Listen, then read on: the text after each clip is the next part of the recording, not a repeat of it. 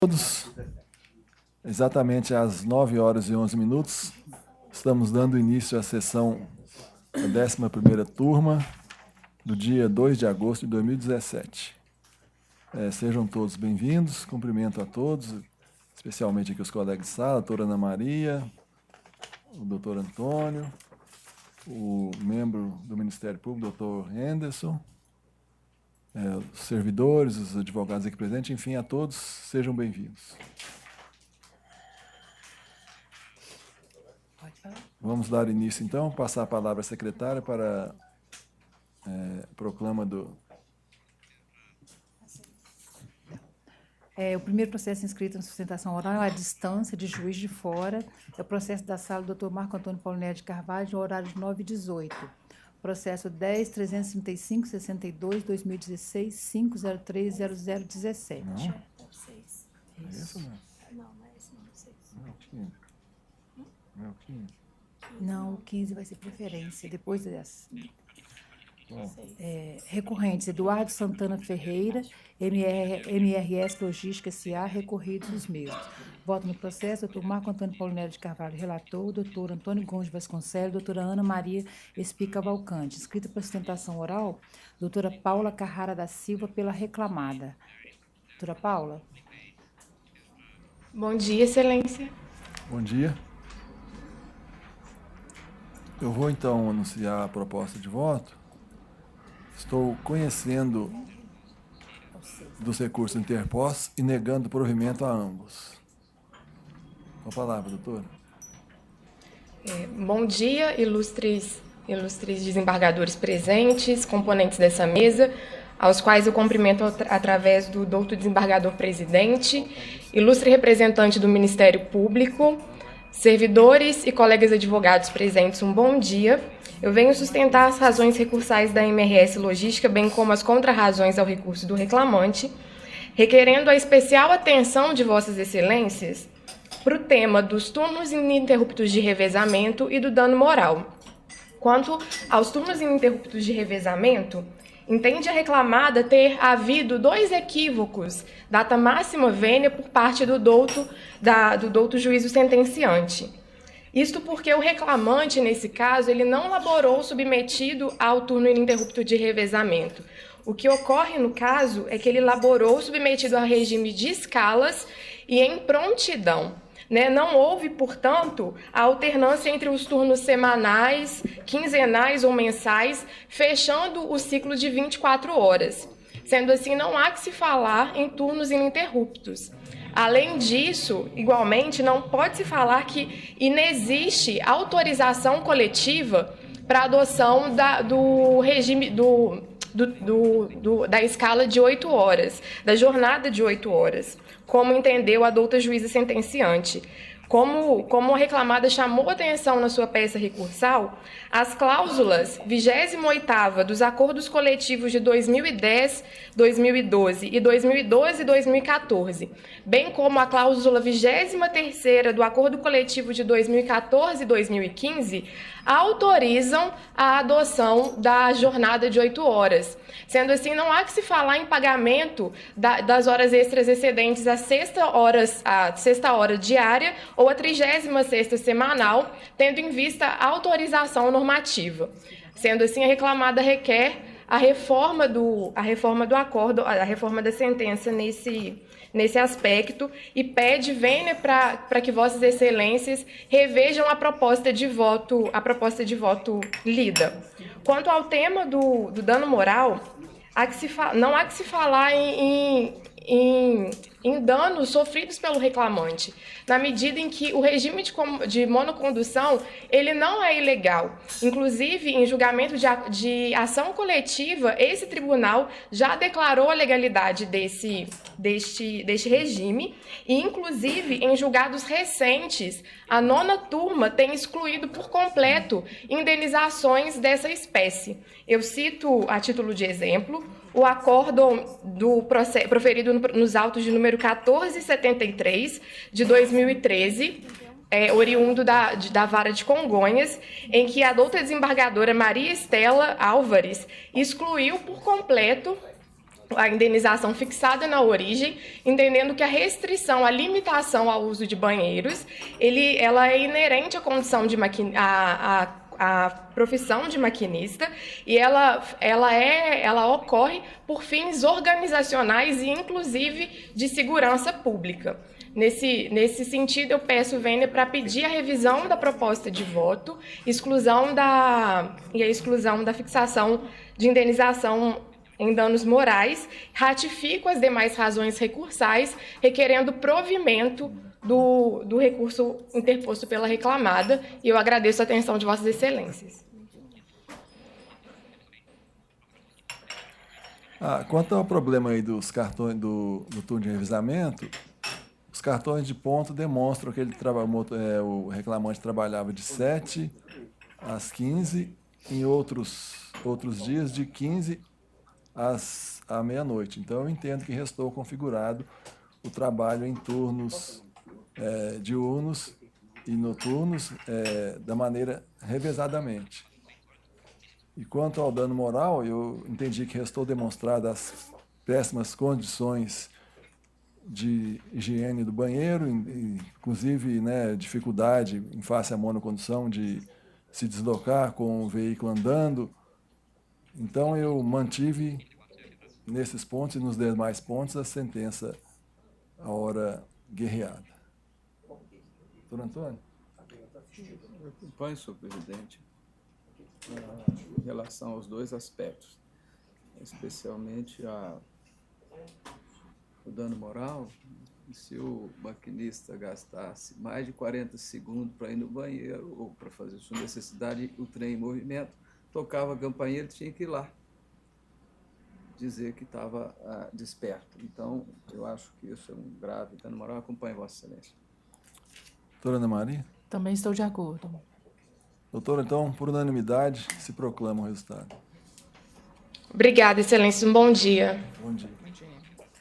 Próximo ainda da pauta do doutor Marco Antônio Paulinelli é o 15, é o pedido de preferência que o advogado é de fora. É o processo 10.969-29/2016-530059. Recorrente Gustavo Henrique Lopes Mendes de Freitas. Recorridos: NGS, New Generation Services Infraestruturas Limitada, Ampla Energia e Serviços S.A. Volta no processo doutor Marco Antônio Paulinelli de Carvalho, relator, doutor Antônio Gomes de Vasconcelos, doutora Ana Maria Espica Valcante. Inscrito para apresentação oral, doutor Lucas Sicarini Satermaia, pelo reclamante. Doutor Lucas está presente. O Gorete, esse é meu. É do doutor. Não, esse é 15, é o 10.969. Doutor Marcos. Isso. Você falou que eu era o relator, não? Falei? Não, acho que sim. Desculpa, doutor Marco Antônio. Então, eu vou declarar a proposta de voto. Estou conhecendo do recurso ordinário interposto pelo reclamante e, no mérito, estou dando parcial provimento para condenar as reclamadas ao pagamento de horas extras excedentes da 44 semanal, com adicional de 50% e reflexos em aviso prévio, férias mais 1/3, 13º salário, RSS, FGTS mais 40%, conforme jornada fixada em parâmetros constantes da fundamentação. Domingos e feriados laborados em dobro, com reflexo em aviso prévio, férias mais 1/3, 13º salário, RSS e FGTS mais 40%, conforme jornada fixada e parâmetros constantes da fundamentação. Indenização substitutiva do ticket refeição, considerados os valores constados da cláusula 10ª do ACT, juntado pelo autor, conforme se apurar, observando-se estritamente os termos ali previstos e prazos de vigência. Majora o valor habilitados à condenação de R$ 1.450 para R$ 9.500 e custas de R$ 29 para R$ 190 pelas reclamadas que ficam intimadas do teor do item 3º da súmula 25 do TST. Doutor, quer se manifestar? Bom dia, não só se tiver divergência. Doutor Antônio? Acompanhe, senhor presidente. Doutora Ana Maria? Também de acordo. Então, por unanimidade, doutor. Obrigado, bom dia. Próximo é um outro pedido de preferência, só que na pauta de 916. Não. Doutor Antônio, é a pauta do doutor Antônio Gomes. É o processo número 23 da pauta, o processo 11.647, 6/2016, 503-0104.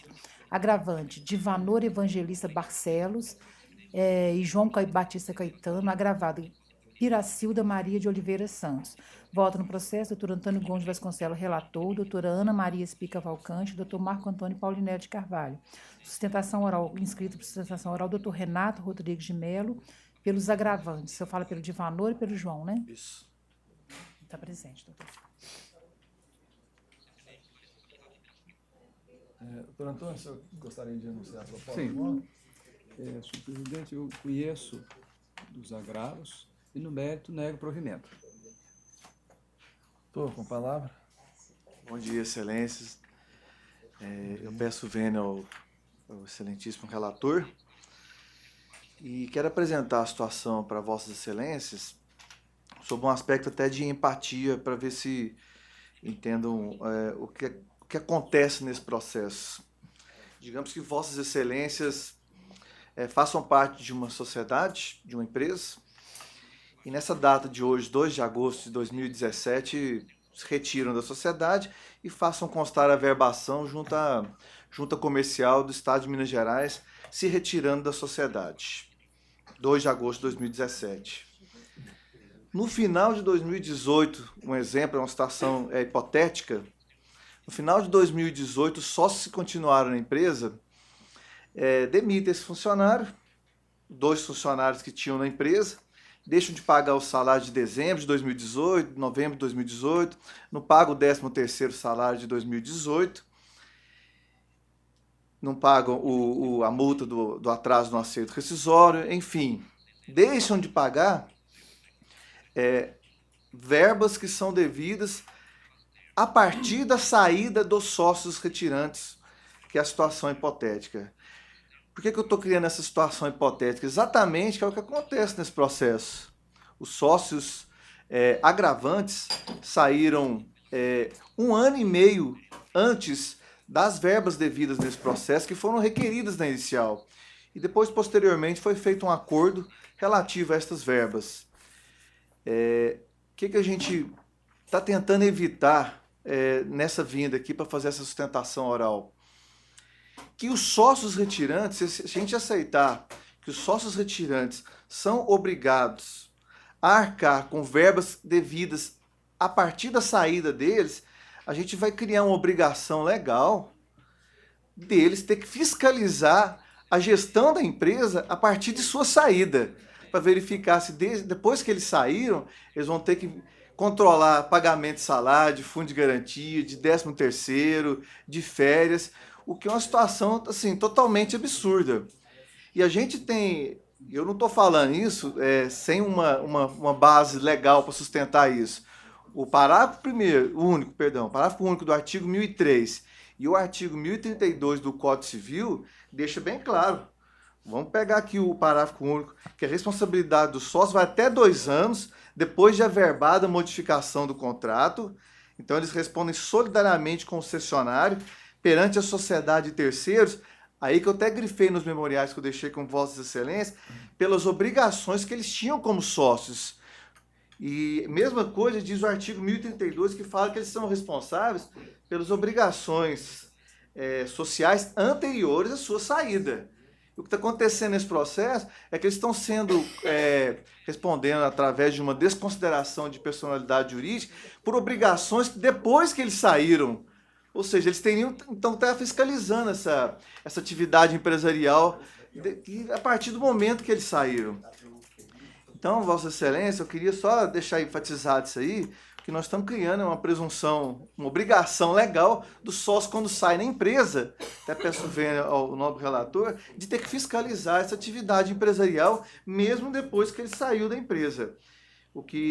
Até porque ficou bem claro nos autos que enquanto eles eram sócios, eles quitaram todas as obrigações, pagaram o salário, fundo de garantia, tudo, enquanto eram sócios, pagaram tudo certo. Depois que saiu, 1 ano e meio depois, teve um problema na empresa, ela deixou de pagar salário, 13º, e eles estão respondendo por isso, sendo que a norma do parágrafo único do artigo 1003 e do 1032 do Código Civil deixa bem claro que são das obrigações sociais anteriores. Por isso, eu peço ver ao nobre relator para que seja reformada a R-sentença de primeira instância, e caso não seja o entendimento de Vossas Excelências, pelo menos seja dado um parcial provimento para que essa responsabilidade seja proporcional apenas ao período que eles eram sócios, e não para estender a obrigação de atos de gestão posteriores de um período que eles não eram sócios. É uma questão até de justiça, o que diz o artigo 1003 e o artigo 1032 do Código Civil. Senão eles vão ter que ficar o resto da vida fiscalizando, pelo menos até 2 anos fiscalizando as atividades da empresa, o que para mim é um verdadeiro absurdo. Por isso eu peço pelo provimento do recurso dos agravantes. É isso. Obrigado. Antônio? Presidente, cumprimentando o doutor, né, pela sustentação consistente, articulada e muito bem posta.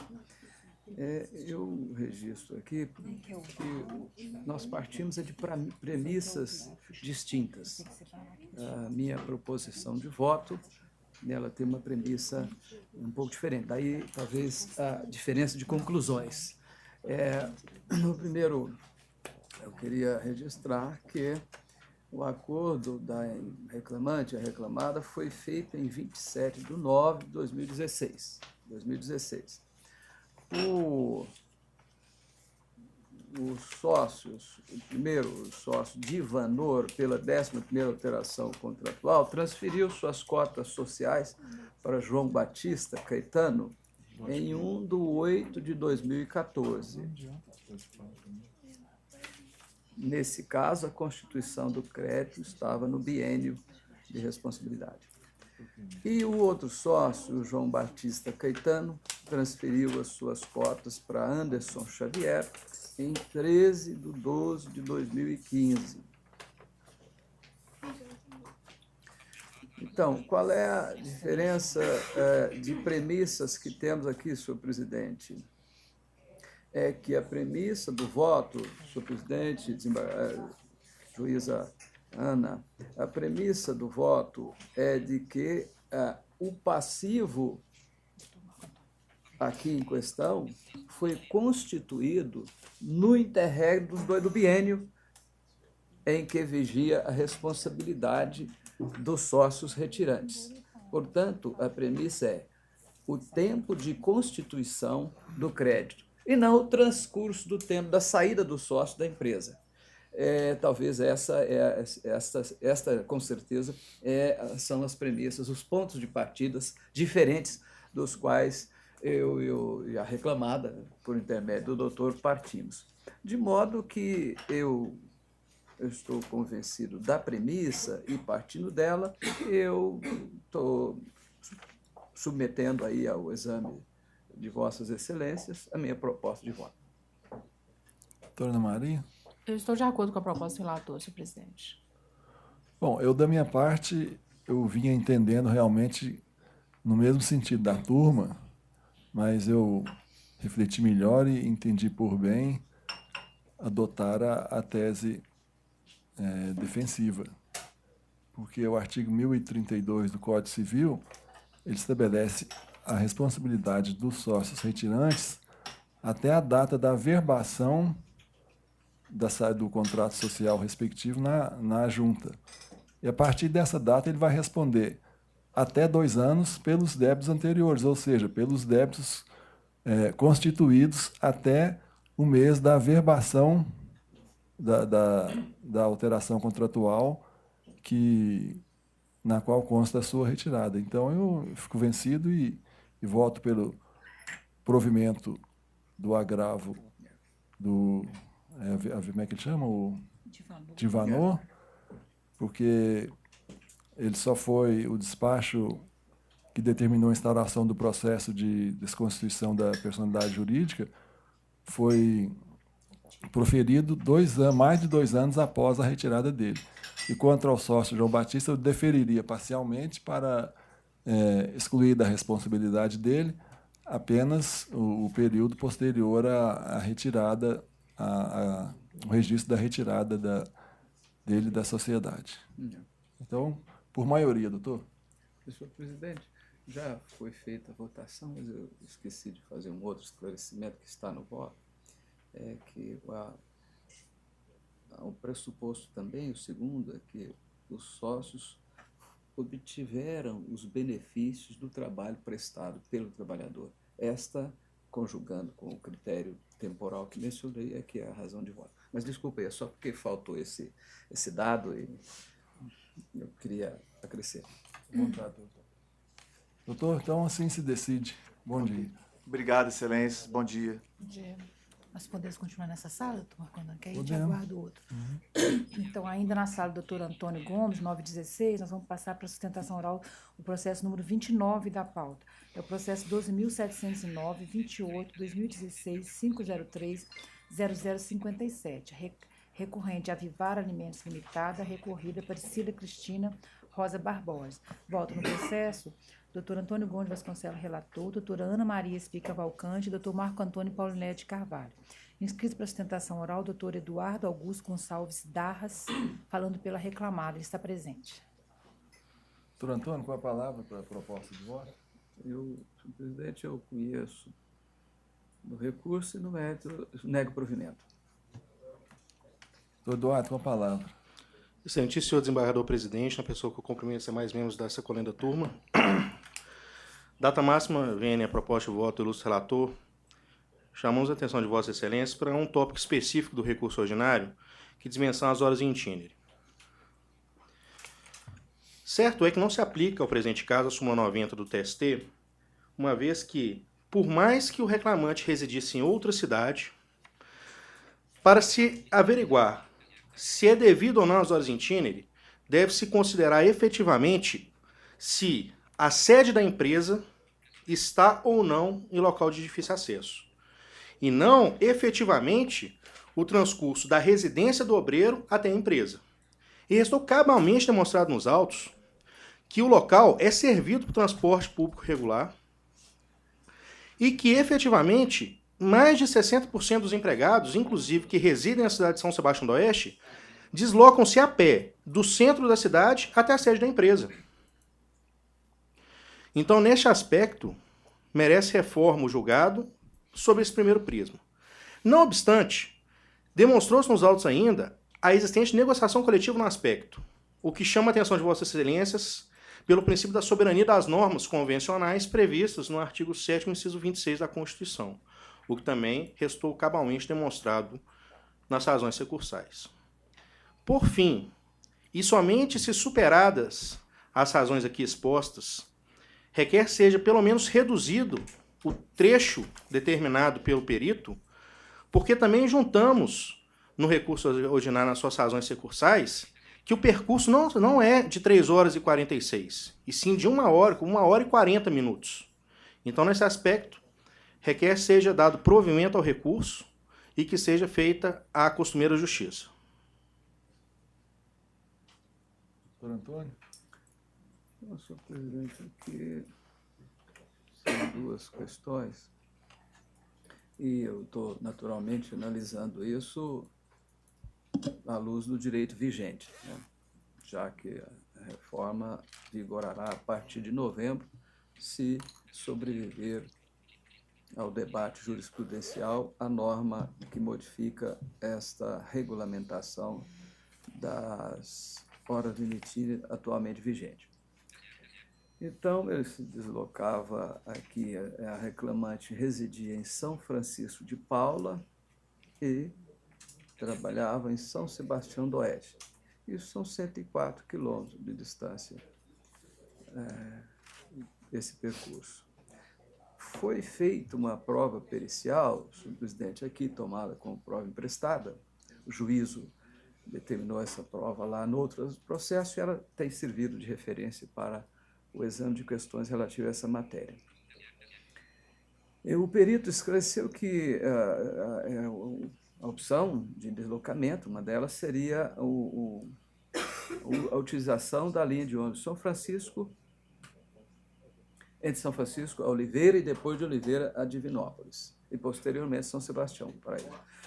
Tem transporte público, é verdade. O perito esclarece que esses horários não eram compatíveis com a jornada de trabalho do reclamante. Isso está no documento ID C7ED 83E, página 4 do processo.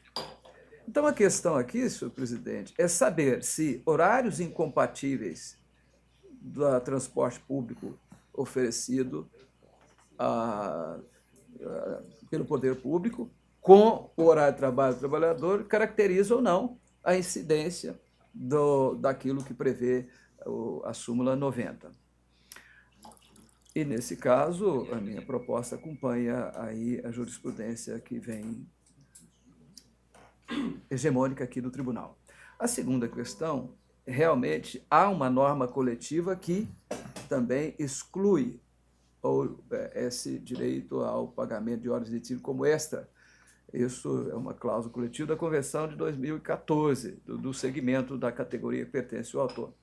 Nesse caso também o voto acompanha a jurisprudência do TRT, nosso tribunal aqui, que considera que negociações desse jaez sem contrapartida equivalente, sem concessões equivalentes, seria nula uma negociação de vantagens, vamos dizer assim, unilateral. De modo que são essas duas questões que o voto enfrenta dessa maneira, essa é a proposta, e enquanto vigente o sistema atual, essa é a proposta de voto, senhor presidente. Doutora Ana Maria? Eu estou de acordo. Eu também estou de acordo, doutor. Por unanimidade, então, se decide. Obrigado, excelências.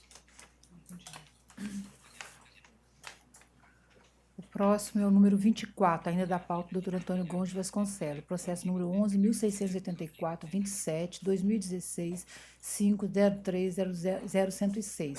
Recorrente Sebastião da Silva Maria, recorrido Banco Bradesco S.A. Volta no processo, doutor Antônio Gomes de Vasconcelos, relator, doutora Ana Maria Espica Valcante e doutor Marco Antônio Paulinelli de Carvalho. Inscrita para sustentação oral, doutora Ana Carolina de Souza Dias, pelo reclamante, pelo Sebastião, né? Isso. A doutora está presente. Doutor Antônio, o senhor gostaria de manifestar a proposta de voto? Então, não, senhor presidente. Eu estou conhecendo o recurso de ambas as partes, tanto do autor como do banco, e, no mérito, negando provimento ao recurso do reclamado e dando provimento parcial do reclamante, senhor presidente, para majorar os honorários assistenciais do sindicato para 15% sobre o valor líquido da condenação e mantendo a sentença quanto ao mais. Ela complementada com os embargos declaratórios que a acompanham. Esse é o voto, senhor presidente. Doutor, quer sustentar? Bom dia, excelência. Eu reservo o direito de sustentar caso haja divergência. Doutora Ana Maria? Eu estou de acordo. Eu também estou de acordo. Quer se manifestar ainda? Não, excelência, obrigada. Bom dia. Por unanimidade, então se decide. Doutora, bom dia.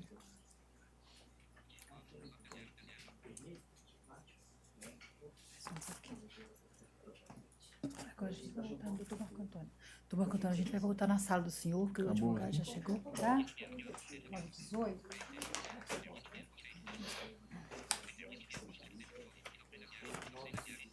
Qual que é o número? É o 3, primeiro o 3. Agora nós vamos fazer a sala de 9h18, sentação na sala de 9h18, e a relatoria do doutor Marco Antônio Paulinelli de Carvalho. O primeiro processo inscrito é o número 3 da pauta, processo 10.161, 75/2017, 5030063. Volta no processo doutor Marco Antônio Paulinelli de Carvalho, relator, doutor Antônio Gomes de Vasconcelos, doutora Ana Maria Espica Valcante. Inscrito para sustentação oral, doutor Edson Antônio Fiuza Gautier, fala pela reclamada, ele está presente. Eu vou declarar a proposta de voto, então. estou conhecendo do recurso interposto pelo reclamante, rejeitando a preliminar cesseamento de defesa e, no mérito, dando provimento parcial para condenar a reclamada ao pagamento de diferenças salariais pelo acúmulo de função a partir de 1/8/2014, no importe de 10% sobre a remuneração do reclamante, conforme se apurar com reflexos em férias, mais 1/3, FGTS, 13º.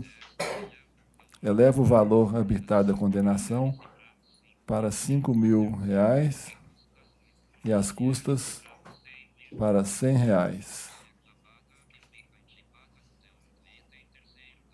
Fica intimada do item 3º da súmula 25 do TST.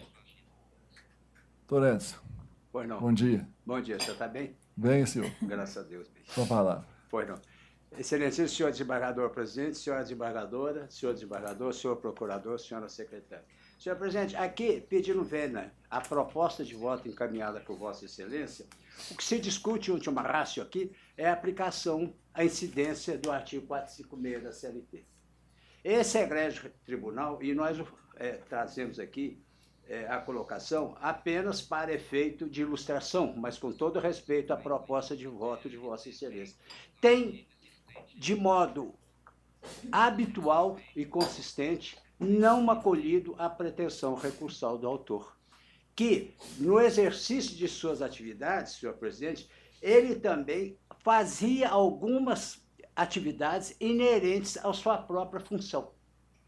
E isso, esse tribunal tem insistentemente acolhido as colocações, eventualmente, da empresa e rejeitado a pretensão recursal do autor. Porque, vejam, Vossa Excelência, motorista, cobrador, isso é inerente às funções. Inclusive, o Código Brasileiro de Ocupações, ele mostra nessa colocação da empresa que a empresa está dentro do contexto contido, não só na jurisprudência e no Código Brasileiro de Ocupações. Então, essas funções, senhor presidente, motorista, cobrador e despachante, são inerentes. Mesmo porque, quando há uma cobrança para alguma passagem eventual, o ônibus para. É evidente que tem que parar. O passageiro entra e é cobrado e volta. Isso é o normal que tem atendido. Nós não vamos tomar tempo de Vossa Excelência para trazer o quê? Inúmeras decisões, não só desse regional, mas de outros regionais que dizem que o exercício de mais de uma função, senhor presidente, não está na órbita do deferimento ou do reconhecimento de mais outra função e com qualquer acréscimo salarial. Então, espera-se, pois, senhor presidente, sempre pedindo vênia a Vossa Excelência, que seja mantida, que seja rejeitada a pretensão recursal do autor quanto ao pedido de pagamento de diferenças salariais decorrente de exercício de dupla função. E é o que se espera, senhor presidente. Doutor, eu estou entendendo o seguinte, quando esse reclamante iniciou seus trabalhos na empresa, ele não tinha essa função de cobrador. Essa função foi acrescida posteriormente. Então, eu entendo que houve realmente o acúmulo de função. E por isso que eu estou mantendo a proposta de voto. Doutor Antônio. Eu também acompanho, senhor presidente. A partir de agosto, né, de 2014, a empresa parou de ter cobradores e transferiu essa função. Portanto, eu acompanho o voto de Vossa Excelência. Não, a empresa, só me permite, ela não parou de ter cobrador, não. Em algumas situações só. Estou Porque é uma empresa bastante grande. Nas viagens, porque aqui está o depoimento da testemunha Douglas, né? A empresa parou de ter cobradores nas viagens, né? Nas viagens. Mas o caso aplica-se ao reclamante, né? Doutora Ana Maria? Pois não, eu também estou de acordo, só ressaltando, doutor Edson, que eu concordaria com tudo que o senhor falou, desde que ele tivesse as atribuições desde a admissão. Ele foi admitido em 2008, a setembro de 2008. Em agosto de 2014, passou a ter essas outras atribuições. Então, eu estou de acordo com o relator. Então, ainda não foi dessa vez, doutor Edson. Não, por unanimidade, ainda não foi ótimo ainda. se decide. Ainda tem um outro aí. Tem mais um. Desculpe. O próximo da pauta é o número 16, processo 10.977, 97, 2016, 503, 0061, recorrente. Vandir Ferreira, recorrido Marli Metal Leve S.A. Volta no processo, doutor Marco Antônio... Qual que é? Doutor Marco Antônio Paulinelli de Carvalho, relator, doutor Antônio Gomes Vasconcelos, doutora Ana Maria Espica Valcante. Ainda inscrito para sustentação oral, doutor Edson Antônio Fiuza Gautier, pela reclamada, pela Metal, né? Metal. Eu disse 6 aqui.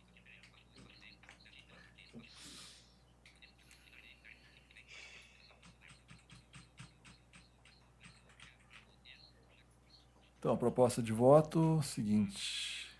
Estou conhecendo do recurso ordinário e, no mérito, dando provimento para excluir da condenação o pagamento de multa e indenização por litigância de má-fé. Senhor presidente, Vossa Excelência está excluindo com relação ao sindicato ou só com relação ao empregado? Porque a multa imposta pela ilustre julgadora de primeira instância, em vista, senhor presidente, do grande abuso de demandas que são registradas. Foram interpostas contra a empresa 110 reclamações, senhor presidente. Algumas, inclusive, a empresa até tem concordado, porque é um problema de hora itinere, tem concordado. E aqui o sindicato está, senhor presidente, abusando do direito de demandar. Foram 110 reclamações. Se me permite dialogar um pouquinho, senhor presidente, há casos, e esse aqui até não infiltrei, em que o reclamante nem conhece o advogado, nem sabe a demanda que está sendo proposta. Então, a ilustre, a juíza, doutora Cláudia, que é bastante conhecida de Vossas Excelências, ela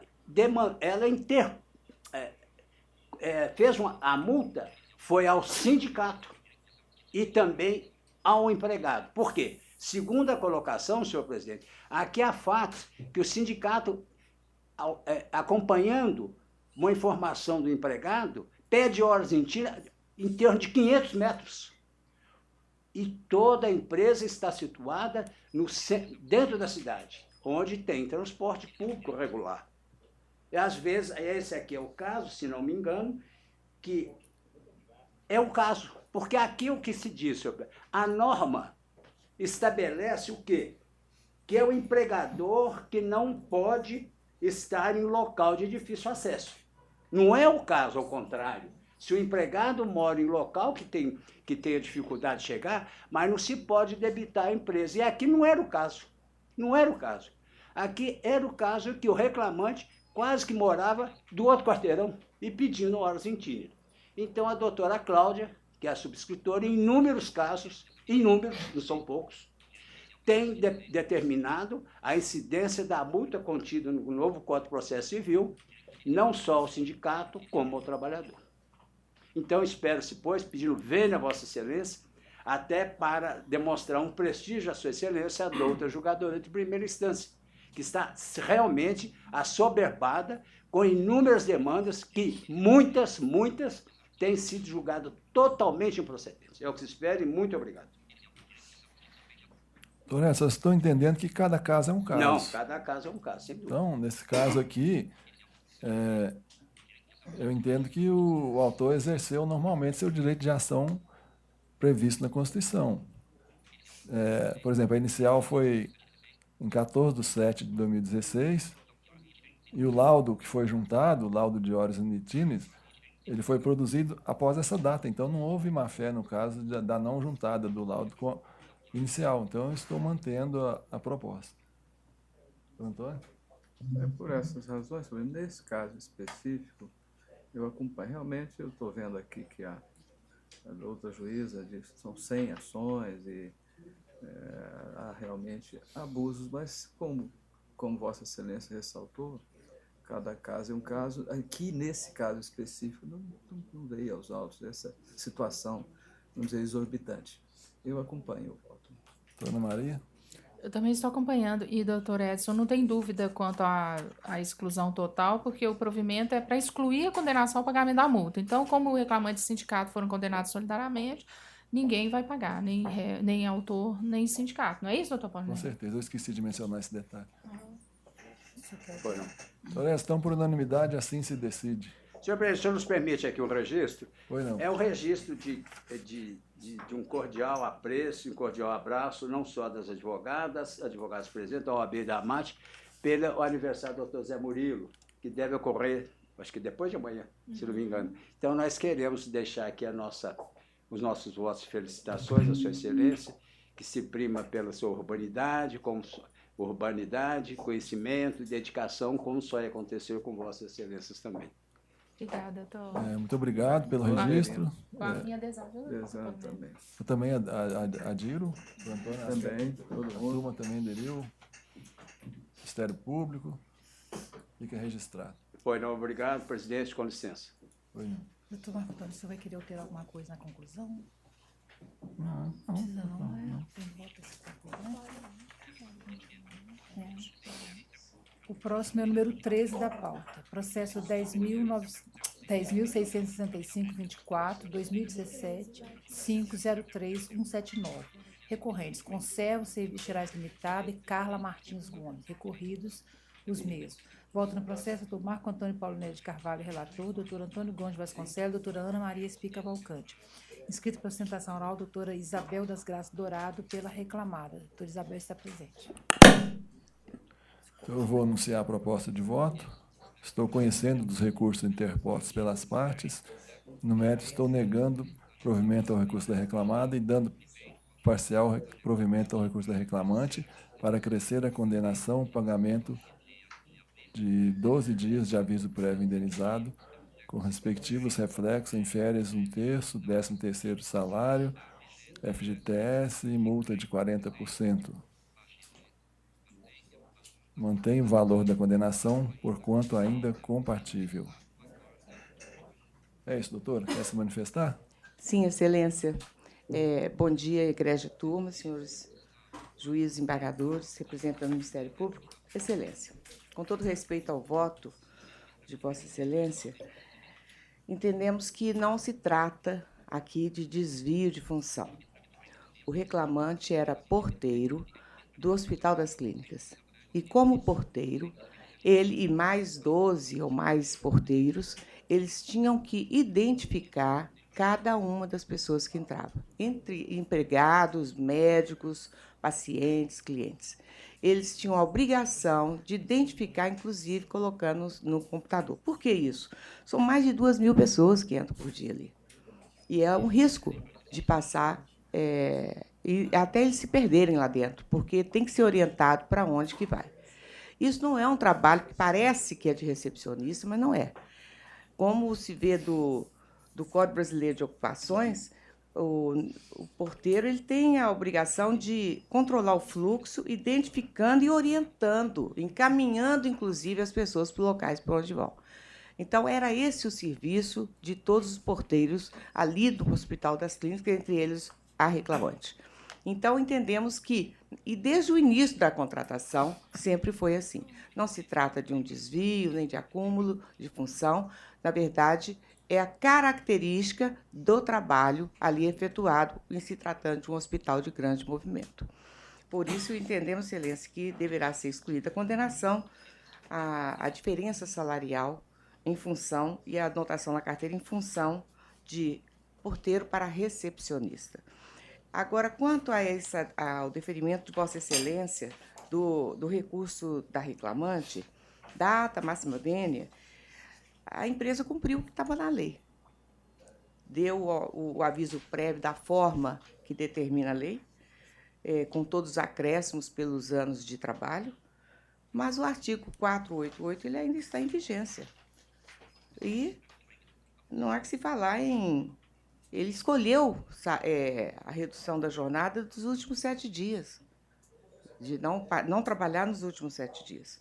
De modo que entendemos que não há nenhum ilícito da empresa para declarar nulo o aviso prévio e dar mais um acréscimo, e aí pagar multa, etc., e os acréscimos que Vossa Excelência propôs no voto. Entendemos que, nesse ponto, a sentença deverá ser mantida. É o que nós pedimos, Excelência. Doutor, eu estou entendendo que, quanto ao aviso prévio, o aviso prévio do empregado ao empregado, ele é de 30 dias para efeito de serviço. aqueles acréscimos que tem por ano de serviço seriam apenas relativos à indenização, e já existe vasta jurisprudência nesse sentido. Então, eu entendo que, no caso, ele tinha que trabalhar, por exemplo, os 23 dias, receber os 42 e folgar os 7, mas ele trabalhou 35. Então, eu, pelo menos da minha parte, entendo que ele faz faz jus a esse acréscimo remuneratório de 12 dias. Quanto ao desvio de função, de porteiro para recepcionista, eu entendi que a prova colhida nos autos testemunhal foi uníssona nesse sentido, então eu mantenho o voto. Doutor Antônio? Eu acompanho, senhor presidente. Doutora Ana Maria? Eu também acompanho. Doutora, por unanimidade, então, se decide. Tá. Obrigada, gente. Bom dia a dia, todos. doutora. O próximo é o 25 da pauta. Processo 11.563, 53, 2015, 5030067. Recorrente, Marcos Felipe Cardoso Santos, recorrido Magazine Luiza. Voto no processo, doutor Marco Antônio Paulinelli de Carvalho, relator, doutor Antônio Gomes de Vasconcelos, doutora Ana Maria Espica Valcante. Escrito para citação oral, doutora Daniele Cristina Vieira Souza Dias, pelo reclamante, está presente. Eu estou conhecendo o recurso ordinário do reclamante e, no mérito, estou dando provimento parcial ao apelo para condenar o reclamado ao pagamento das diferenças de comissões conforme a apuração declinada na inicial, com reflexo de DSR, aviso prévio, férias 1/3, 13º salário, FGTS e multa de 40%, conforme se apurar em liquidação. Quer manifestar, doutor? Sim. Bom dia, senhor presidente, demais membros dessa egrégia turma. Bom, no caso dos autos, a juíza de primeiro grau, ela afastou a validade do depoimento da testemunha do reclamante sob o argumento de que houve uma divergência entre o ano em que a testemunha do reclamante e a testemunha do reclamado relataram que foi instaurado o ponto biométrico. O fundamento utilizado pela douta julgadora, a fim de dar credibilidade ao depoimento da testemunha da reclamada, ao invés do reclamante, foi o de que, compulsando os autos, verificou nos espelhos de ponto que haviam códigos de barra, já nos anos de 2013, enfim. E como a testemunha do reclamante informou que era em 2015, acabou acreditando na testemunha da reclamada e, por conta disso, afastando a credibilidade do depoimento do reclamante, da testemunha do reclamante. Em primeiro lugar, nós até juntamos, em sede de embargo de declaração, os espelhos de ponto juntados pela própria reclamada no processo dessa testemunha do reclamante, em que se verifica que desde antes de 2013 já existia o código de barra. Isso porque o código de barra apenas indica que o registro era eletrônico. E era. Antes do biométrico, ele era feito pelo computador. Então haveria sim o código de barra. E definitivamente o fato de haver código de barra não significa que começou em 2015. E juntamos também no recurso ordinário confissões da própria preposta da empresa, em que declara, num processo em que o reclamante elaborou de 2010 até 2015, em que na época do reclamante, os registros eram feitos por meio do computador de login e senha.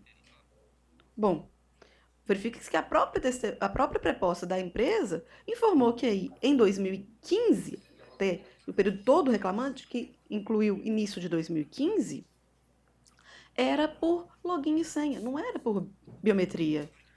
Então, definitivamente, a testemunha do reclamante não faltou com a verdade. Uma outra questão que acho importante de mencionar é que, após escutadas as partes, foi perguntado para o preposto qual que era o horário de trabalho do reclamante, e este informou desconhecer, o que por si só já geraria aí, no mínimo, uma inversão do ônus de prova. Não bastasse, informou também, perguntado que, no caso em que o ponto estava fora de ar ou estragado, como que era feito o registro, ele informou que as marcações dessas hipóteses eram lançadas pela reclamada, que o gerente informava e passava para a empresa e essa colocaria os horários. E perguntado pelo advogado reclamante, nas hipóteses do empregado não concordar com os registros da reclamada, o que seria feito? Ele falou que não sabe. Ora, mostrado que a empresa não só tem como efetivamente fazia os lançamentos de jornada. Que se o empregado não concordar com aqueles lançamentos, não sabe o que acontece? Fica muito fácil. Que credibilidade nós podemos dar para um espelho de ponto claramente passível de manipulação e que ocorriam lançamentos que não eram feitos pelo empregado? A própria testemunha da reclamada também informou que, embora inicialmente tenha falado que não havia como alterar o ponto, informou, abre aspas, antes da biometria, se houvesse algum problema, era gerado um relatório, onde havia a anotação da jornada real, esclarecendo que essa forma de anotação também acontece na biometria quando o empregado esquece de registrar a saída, por exemplo, e não consta no cartão de ponto que o horário foi acertado pelo gerente. Ora, então, além de haver os lançamentos, a possibilidade aí de alteração, e você não consegue saber quem que fez o lançamento, se foi o empregado, se foi a gerência, se foi outra pessoa da empresa, se houve alteração ou se não houve alteração. Não tem assinatura. Que credibilidade podemos dar a esse tipo de documento para fins de comprovar uma jornada do empregado? A testemunha do reclamante, ela foi enfática em informar que não podiam registrar os horários na saída, assim que chegavam e assim que saíam. E mais, que a empresa, sempre que não concordava, promovia alterações nos espelhos de ponto. Chancelar uma situação dessa dar a guarida para a empresa fazer o que quiser mesmo com os espelhos de ponto. E, no caso, a jornada de trabalho apenas foi declinada, do reclamante, pela testemunha ouvida a seu rogo, já que a testemunha ouvida a rogo da reclamada informou apenas o horário cumprido por ele, nada mencionando acerca da jornada de trabalho do reclamante. Então, nós temos um caso em que ficou demonstrado a fragilidade dos registros, a possibilidade e efetiva alteração, inclusive com lançamentos, em que não é possível identificar nos cartões de ponto quem o fez, em que não se sabe o que é feito no caso de discordância. Nós temos um preposto que informa desconhecer a jornada do reclamante, sabendo-se que, apesar da empresa poder indicar como preposto qualquer empregado, ela tem a obrigação de saber a respeito do contrato de trabalho do reclamante. E, não sabendo, incide aí a presunção da veracidade, ou, no mínimo, a inversão do ônus probatório. A testemunha da empresa também comprovando a fragilidade e a imprestabilidade dos controles de ponto, e a testemunha do reclamante, em que também foi confirmado isso, e mais, que informou também os verdadeiros horários de trabalho, apenas informado pela testemunha do reclamante. Então, por esses motivos, espero que seja dado provimento ao recurso do Loureiro. Pela ordem, senhor presidente, eu queria pedir vista desse processo para a próxima sessão, pode ser? Concedido, então. Pois não. Obrigada. Obrigada.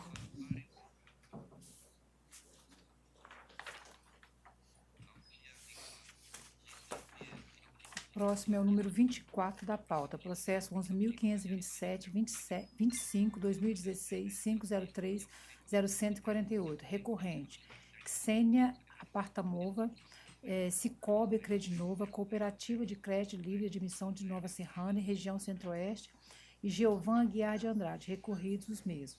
Voto no processo, doutor Marco Antônio Paulinelli de Carvalho, relator, doutor Antônio Gomes de Vasconcelos, doutora Ana Maria Espica Valcante. Inscrito para sustentação oral, doutor André Luiz Valadares Braga, pelas reclamadas. Está presente?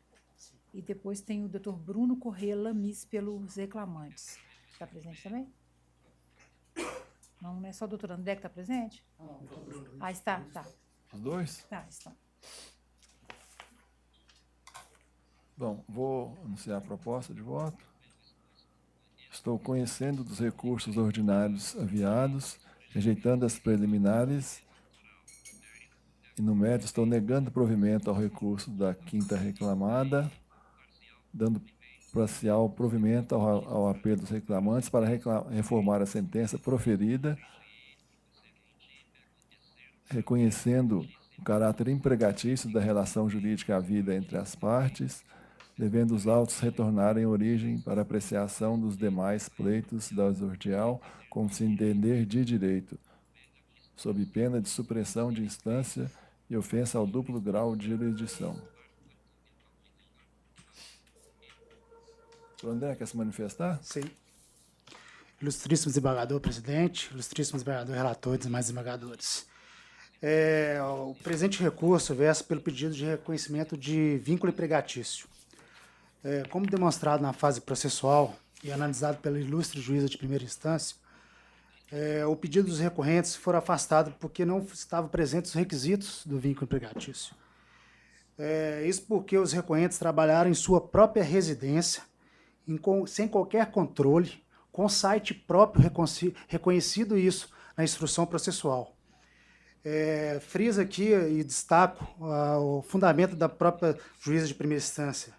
Apesar das reclamadas, abre aspas, apesar das reclamadas não terem firmado contrato de representação comercial com os reclamantes, a realidade fática da relação jurídica laboral existente revela que ambos os reclamantes exerciam a função de representantes comerciais autônomos no mercado externo para as reclamadas através de sites de vendas.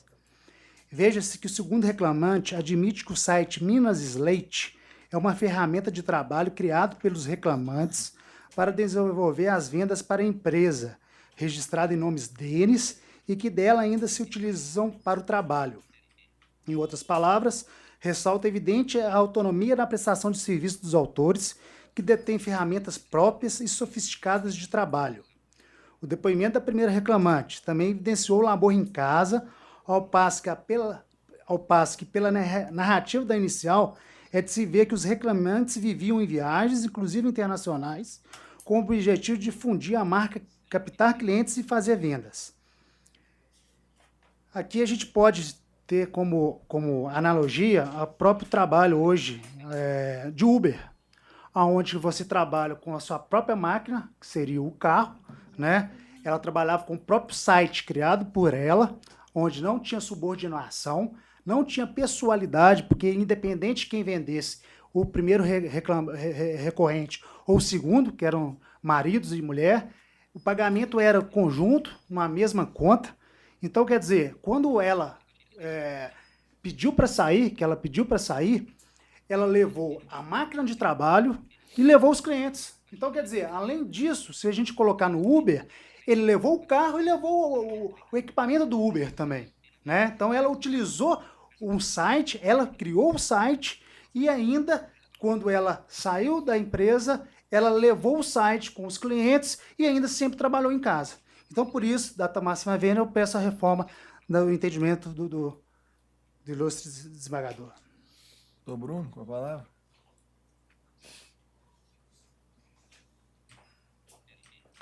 Bom dia a todos. Gostaria de cumprimentar os eminentes desembargadores, relator, segundo e terceiro votantes. Cumprimentar o nobre colega pela bela exposição feita da tribuna. Porém, o que nós temos de missão nessa altura é lembrar que os fatos não se deram da forma como o nobre colega elencou. Nós estamos diante de um pedido de vínculo de emprego em que esposa e maridos trabalhavam dentro das dependências físicas do ente patronal, conforme as diversas confissões reais no depoimento pessoal do próprio preposto, o senhor Ricardo Corrêa da Silva, a quem eu peço vênia aos nobres julgadores para transcrever o próprio depoimento do preposto, que admite com clareza que todos os requisitos do vínculo de emprego estavam amplamente demonstrados. Se não vejamos, depoimento de Ricardo Corrêa da Silva. Acha que o reclamante começou a vender em 2009/2010. Quando a reclamante tinha CTPS assinada, fazia desembaraço de exportação, sendo subordinada diretamente ao depoente, não sabendo exatamente as atividades dele. O cartão de crédito corporativo foi fornecido ao segundo autor pelo depoente. As faturas do cartão chegavam na empresa e por ela era quitada. O segundo autor sempre fornecia celular corporativo aos reclamantes durante uma época. Não se lembra se tem contrato de prestação de serviços autônomos. Desconto de carro, parcela mês do ID 67E4252. Ou seja, o próprio ente patronal comprava um veículo para uso estrito do reclamante. Continuando, depoimento do preposto Ricardo Corrêa da Silva. A pedido do segundo reclamante.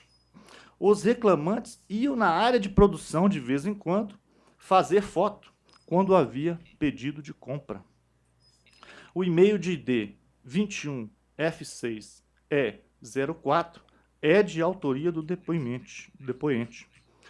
Nas exposições e viagens nacionais e internacionais, existia uma tabela de preços e forma de pagamento pré-estabelecidos pela empresa.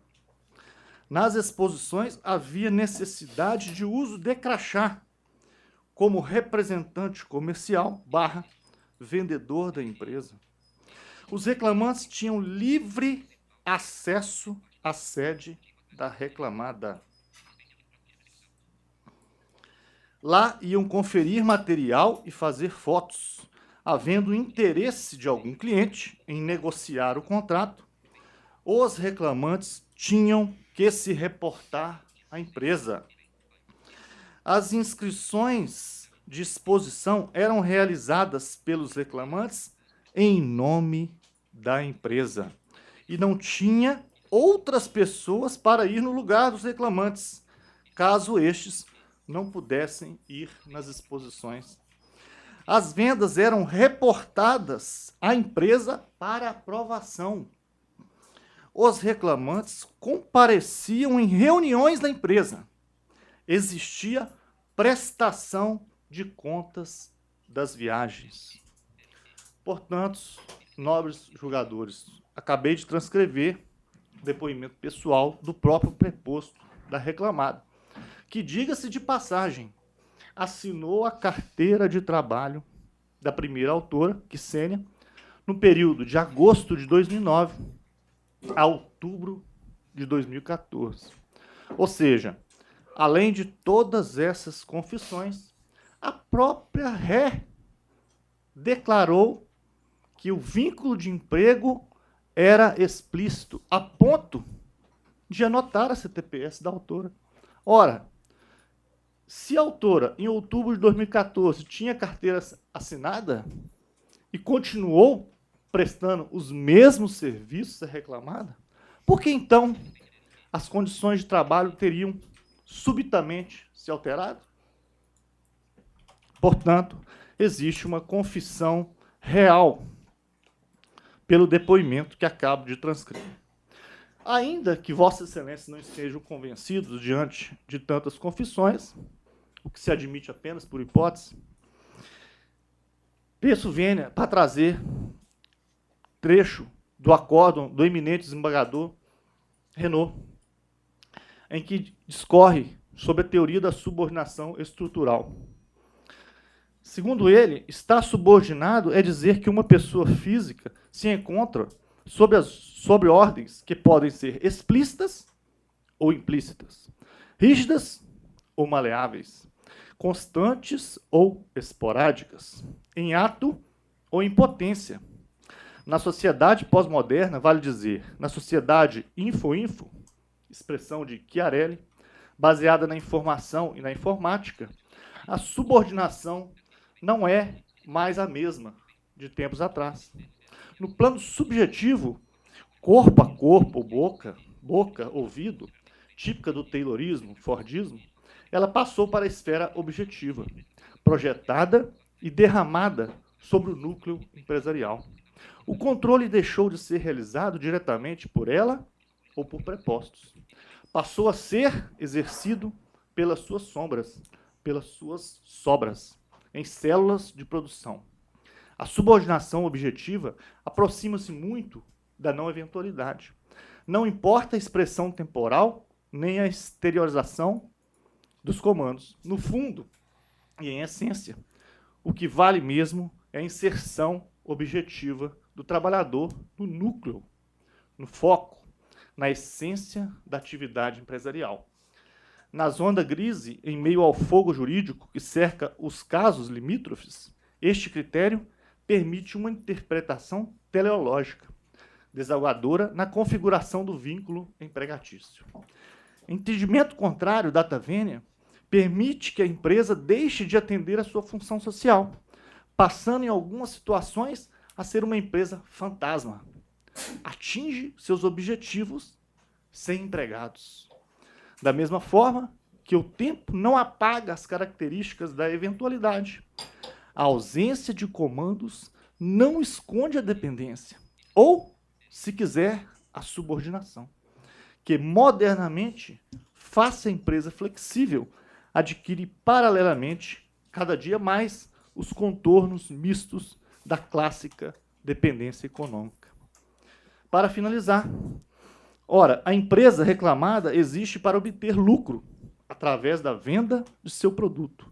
Por isso, se o trabalho prestado esteve intrinsecamente ligado à atividade da empresa, como uma condição sine qua non para o sucesso do empreendimento, o vínculo empregatício resta configurado. Processo 10988, dígito 78/2006, 503.0077. Conforme brilhante acórdão da lavra do eminente relator Luiz Otávio Linhares Renault e configurando as confissões reais dos prepostos, o eminente relator, desembargador votante, está correto em seu brilhante voto ao fundir exatamente os fatos, a teoria geral da teoria subordinação estrutural. Portanto, peço vênia para que o relator seja seguido pelos demais votantes, posto que, conforme muito bem explanou em seu voto, deu provimento ao recurso dos reclamantes para declarar o evidente vínculo de emprego à vida entre as partes. Muito obrigado. Como eu inverti a ordem de apresentação das sustentações, eu gostaria de indagar do Dr. André se ele teria algum esclarecimento adicional a fazer em 2 minutos. Não, excelência. Então tá, eu decidi pelo reconhecimento do vínculo. Primeiro, tem indícios aqui, né? A inexistência de contrato de representação, a inexistência de registro dos representantes comerciais no registro respectivo. E também existem e-mails aí no processo, que eu não vou declinar aqui os ID para não vai... tinha promessa... meta mínima para 2015, solicitando que os vendedores vendessem muito. Tem outro e-mail aqui, que a reclamante tinha que solicitar autorização da reclamada para prosseguir nas tratativas, sendo que a determinação final era da reclamada. Tem outro e-mail aqui, demonstrando, solicitando que os representantes entrassem em contato com o cliente para solucionar determinados problemas.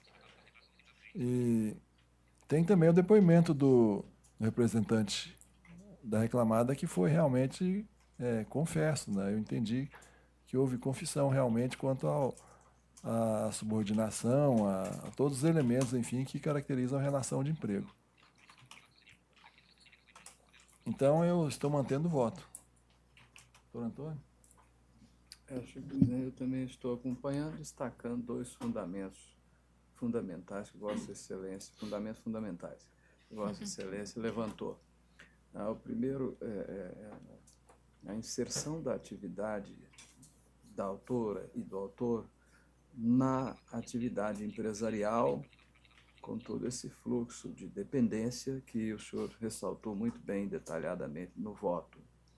E o segundo é que uma situação anterior, reconhecida como vínculo de emprego, permaneceu exatamente a mesma depois de se considerar, entre aspas, autônomo os autores. Então, eu acompanho Vossa Excelência nesse sentido. Doutora Ana Maria? Também acompanho. Doutores, então, por unanimidade, assim se decide. Bom dia. Próximo é o 27 da pauta, processo 11.618-56-2016-503-0006. Recorrentes Roncalli, Kennedy, Tamoci, Boaventura Santos e Itaú Unibanco S.A. Recorridos os mesmos.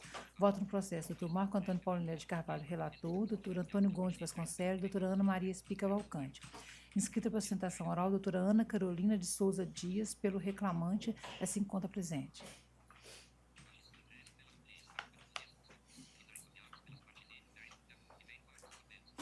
Estou conhecendo dos recursos aviados e, no mérito, negando provimento a ambos. Doutor Calorino, com a palavra. Excelência, tem alguma divergência? Doutor Antônio? Não, senhor presidente. Doutora Ana Maria? Não, estou de acordo. Unânime, doutora. Excelência, a proposta de voto me satisfaz. Assim se decide por unanimidade. O próximo é o 21 da pauta, processo 11.417-73-2016-503-003. Recorrente Newton de Souza Andrade, recorrido Caixa Econômica Federal. Voto no processo, doutor Marco Antônio Paulinelli de Carvalho, relator, doutor Antônio Gomes Vasconcelos, doutora Ana Maria Espica Valcante.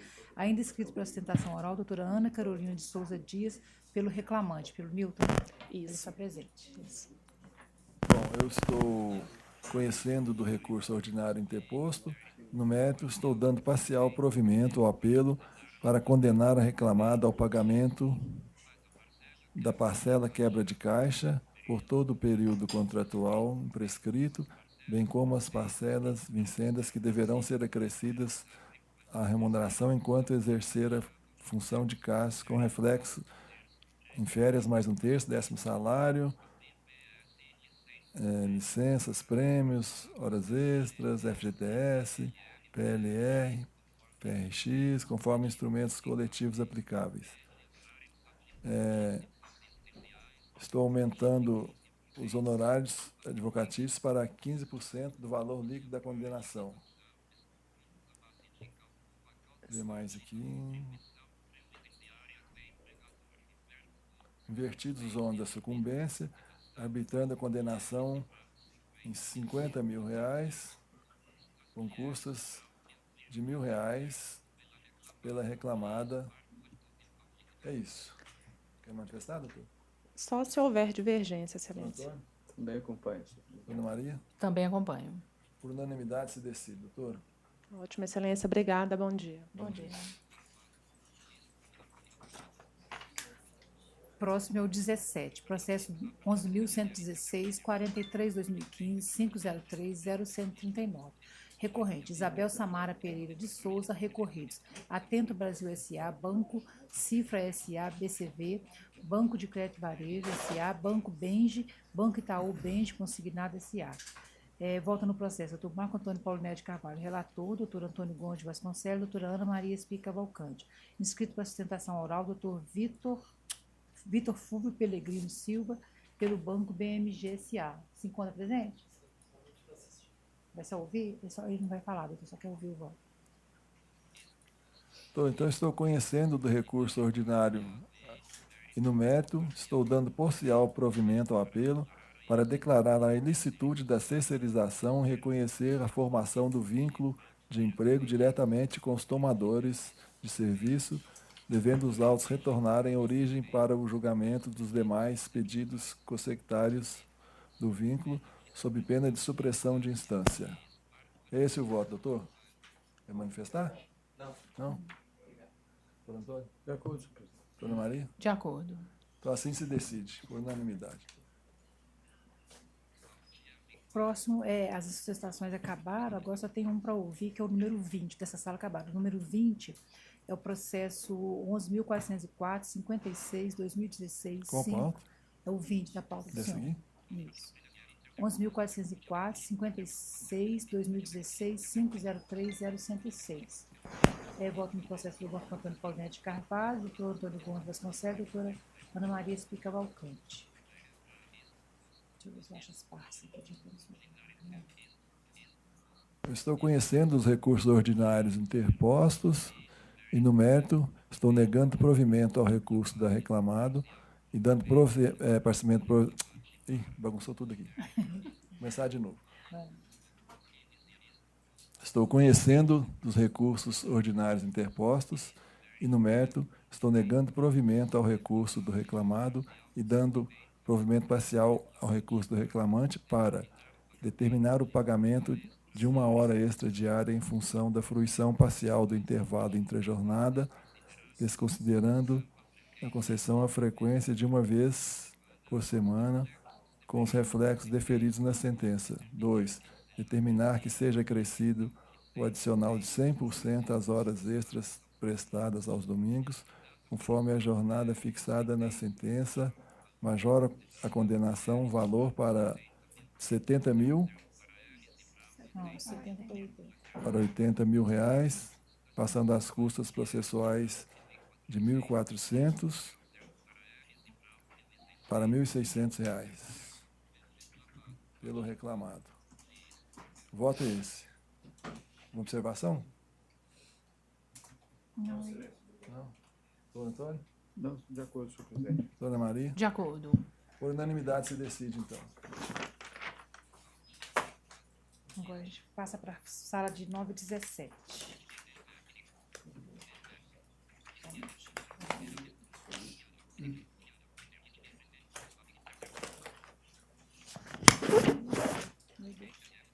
Agora nós vamos passar para a sala de 917, relatoria da doutora Ana Maria Espica Cavalcante. O primeiro processo é o número 1 da pauta, processo 2775-09-2011-503-0029.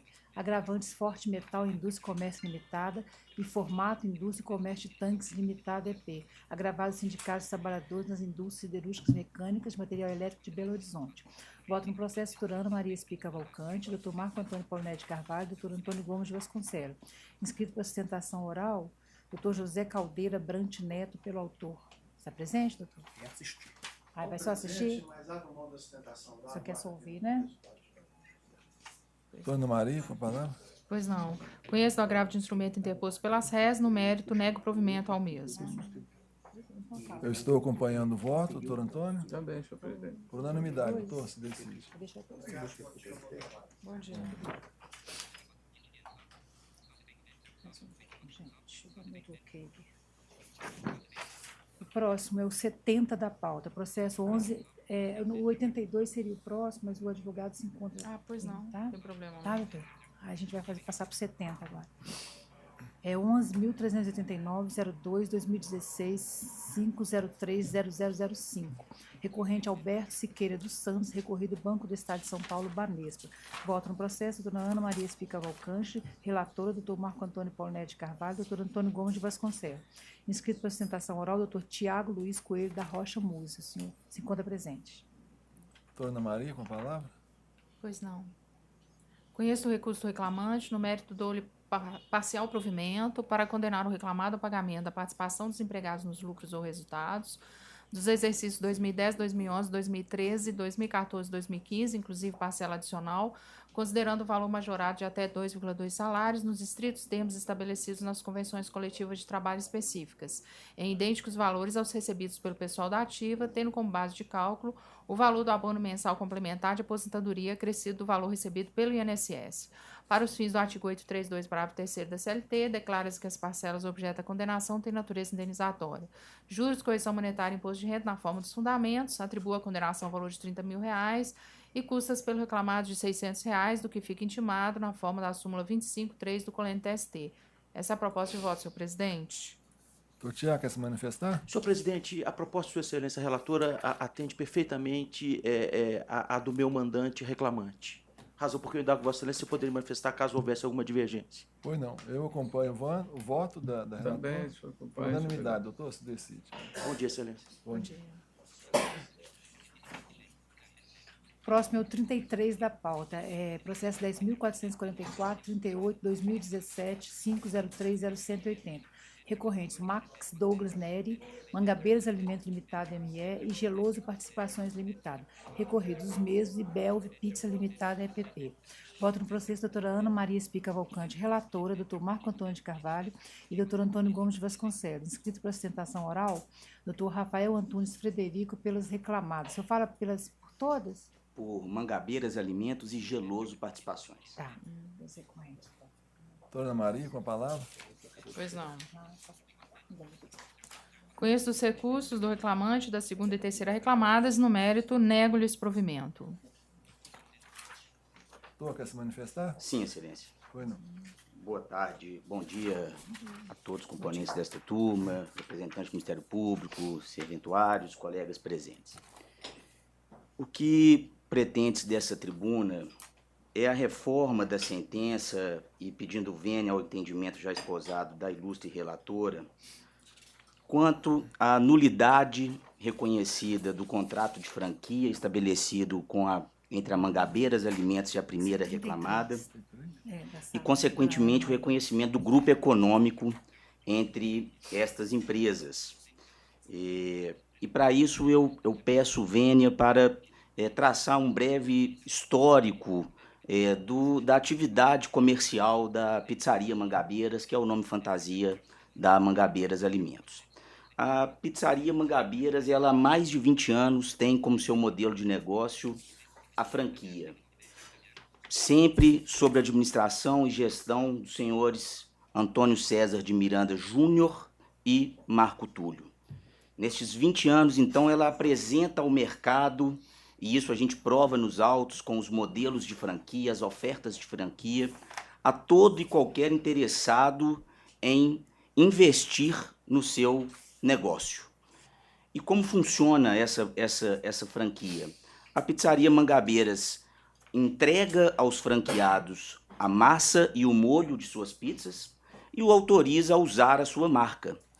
Marca essa notória e conhecida, que certamente incentiva o negócio e o modelo de negócio de franquia. É um típico negócio de franquia difundido e praticado por diversas empresas aí do país. Pois bem, a Geloso, por sua vez, também administrada e gerida nos últimos 20 anos exclusivamente por Antônio César de Miranda Júnior e Marco Túlio, o único objeto social dela, produzir e vender gelo. Isso difundido no mercado também para postos de gasolina, restaurantes e, obviamente, também disponibiliza para os seus franqueados o gelo da Geloso. E isso nós também tivemos o cuidado de mostrar no processo, ocorre com diversas empresas, são diversas as franqueadas. Nós temos franqueadas da Pizzaria Mangabeiras na cidade de Lagoa Santa, Contagem, nos bairros Savassi, Buritis, Belvedere, enfim, com diversos sócios e pessoas diversas nesses empreendimentos. Ocorre que, daí realmente a peculiaridade desse caso é que um dos sócios da primeira reclamada, portanto da franqueada da Pizzaria Mangabeiras, é o senhor Antônio César de Miranda, pai dos sócios da Pizzaria Mangabeiras. Então, certamente, num primeiro momento, a gente se sente atraído, confesso, para o reconhecimento de um grupo econômico, já que há uma primeira identidade de parentesco entre um dos sócios do franqueado com os sócios da franqueadora. E ainda além, não me furto aqui de enfrentar este entendimento também, o senhor Antônio César de Miranda, pai, possui 1% das cotas da Geloso, tá? Mas, com a devida vênia, tanto ao entendimento de primeira instância, como aqui já esposado pela relatora, estes fatos por si só não são suficientes para caracterizar o grupo econômico nos termos do artigo 2º da CLT. Nós não temos aqui, nesse caso, qualquer convergência na administração, qualquer integração financeira, administrativa, seja de recursos humanos, seja de administração, gestão das empresas. Pelo contrário, nós temos, infelizmente, nesta família, um total descompasso de gestão e de convívio familiar. O pai dos sócios da Pizzaria Mangabeiras são, entre si, infelizmente, inimigos. E isso nós conseguimos demonstrar nos processos. Há um litígio familiar em trâmite na Justiça Comum, com restrições recíprocas de patrimônios, fruto justamente de um segundo vínculo matrimonial do pai. O pai se vinculou a um segundo núcleo familiar, que é sócia desta franquia, primeira reclamada, portanto, não é mãe dos sócios da Pizzaria Mangabeiras, e a única relação que há entre eles é justamente uma relação de negócio. Aqui prevaleceu, infelizmente, repito, sobre o núcleo familiar, uma relação comercial. Pais e filhos passaram a ser, infelizmente, reitero, franqueadores e franqueados. E isso, excelências, a gente conseguiu também, data vênia, demonstrar no processo, durante os últimos 15 anos que existia esse vínculo, essa relação comercial de franqueador e franqueados, diversas notificações extrajudiciais entre as partes, inclusive exigindo ou não a preferência para novas franquias. Há, inclusive, uma notificação da primeira reclamada para a franqueadora, rescindindo o contrato de franquia, rescindindo, ou pelo menos querendo rescindir o contrato de franquia, ou seja, que revela que há, sim, um típico relação de franqueado e franqueadora, sem qualquer gestão entre as partes, ou conflito, ou coincidências de gestão. E mais que isso, esta primeira reclamada, portanto, franqueada, ficou inadimplente com as taxas de franquia, no final, salvo engano, de 2016, rescindiu o contrato de trabalho com todos os seus trabalhadores, aproximadamente 100 empregados, gravemente, a meu ver, instruiu os seus empregados a procurarem a Justiça do Trabalho, vendendo para esses empregados que havia uma fraude ao contrato de franquia. Isso eu vou ter o cuidado de relatar. Nós demonstramos na instrução processual essa fraude praticada processualmente pela primeira reclamada. E nas defesas das primeiras reclamadas, e eu confesso que eu acompanhei esse processo, inclusive na instrução processual, eu tive que me defender mais em relação ao reclamado, ao primeiro reclamado, do que ao reclamante.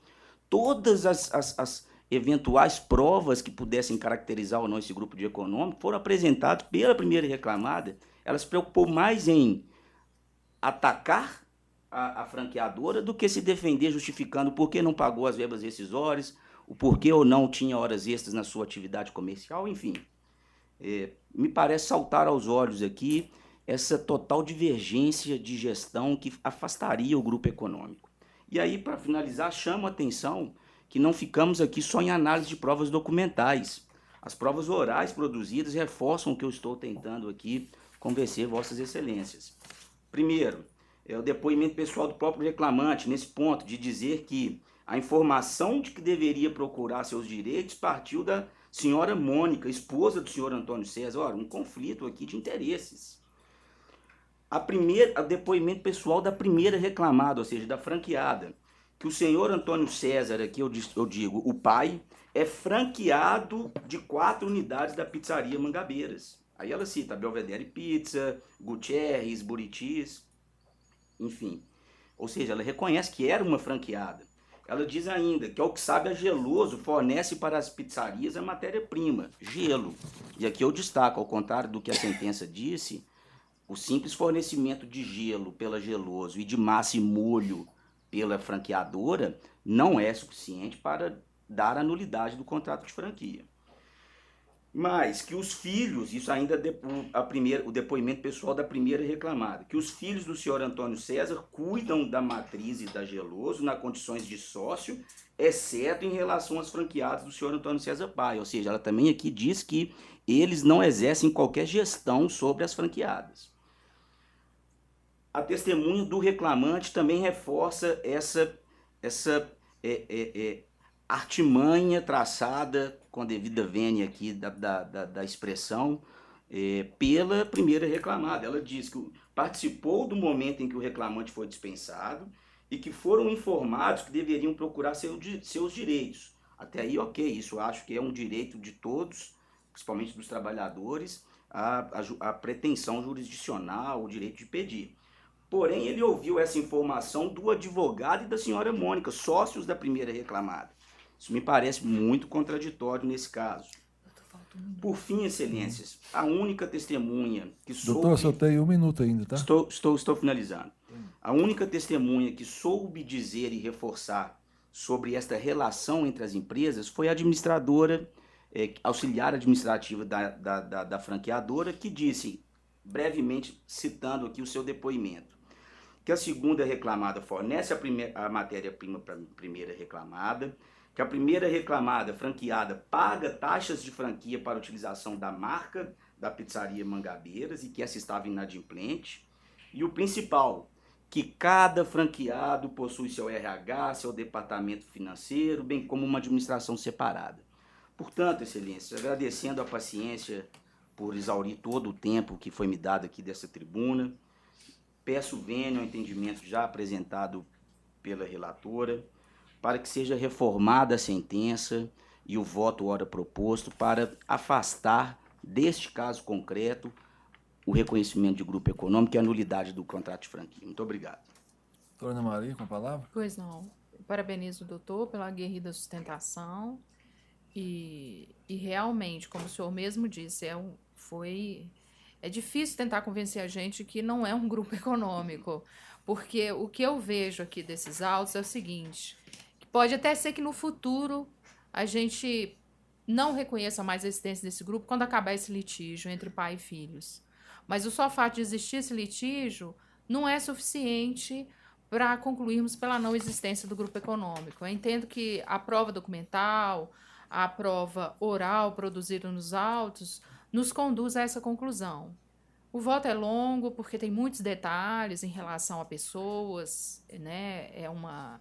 É pai, como o senhor mesmo disse, são pais, é pai de um lado e filhos e ex-esposa do outro lado.